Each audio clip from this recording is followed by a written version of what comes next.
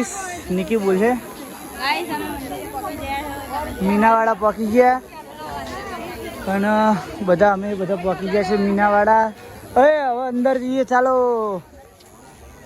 Guys. ઉપર મીનાવાડા પહેલા જ પહોંચ્યા અને અહીંયા બધા અનેક આઈટમ તમને અહીંયા જોવા મળી રહે છે.